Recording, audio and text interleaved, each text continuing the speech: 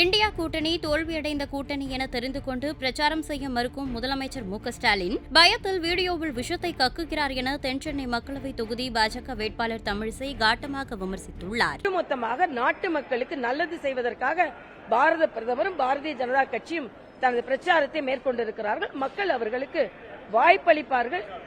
ஸ்டாலின் வடநாட்டுக்கு போன ஒருவேளை ஹிந்தி எதிர்ப்பு, சனாதனம், இதெல்லாம் அவங்களோட சனாதனம்னு எழுத உடனே ஏற்றத்தாழ்வு. என்னோட ட்விட்டர்ல கூட என்ன கடுமையா விமர்சிக்கிறேன். தயவு செய்து நான் திருப்பி சொல்றேன், எங்களை போல வேற்றுமையை களைந்தவர்கள் யாரும் கிடையாது. ஆனா உங்க கட்சியில உங்க வாரிசுகளை தவிர வேறு யாராவது வந்துவிட முடியுமா? மறுபடியும் நான் ஒரு சவால் விடுகிறேன்.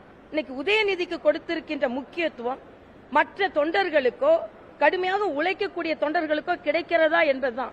அந்த உரிமையை மறுக்கப்படுகிறது. அங்கே ஏற்றத்தாழ்வு இருக்கிறது. ஆனால் எங்கள் கட்சியில் அப்படி இல்லை. யார் வேணாலும் தொண்டராக மாறலாம், யார் வேணாலும் தலைவராகலாம், யார் வேணாலும் ஆளுநராகலாம், ஒரு அரசியல்வாதி ஆகலாம். அதனால எங்க ஏற்றத்தாழ்வுகள் மறுபடியும் திருப்பியும் அதே கேள்விதான். ஸ்டாலின் ஏன் இந்து விழாக்களுக்கு வாழ்த்து சொல்ல மறுக்கிறார்? இதுல என்ன ஏற்றத்தாழ்வு? அதனால நீங்க தான் தோல்வி அடைந்த கூட்டணி. அதை இப்பொழுதே ஸ்டாலின் ஒத்துக்கொண்டு வெளியெல்லாம் போய் பிரச்சாரம் பண்ணி பிரயோஜனம் இல்ல அப்படின்னு சொல்லிட்டு என்னோட வீடியோல விஷயத்தை கக்கி கொண்டிருக்கிறார்.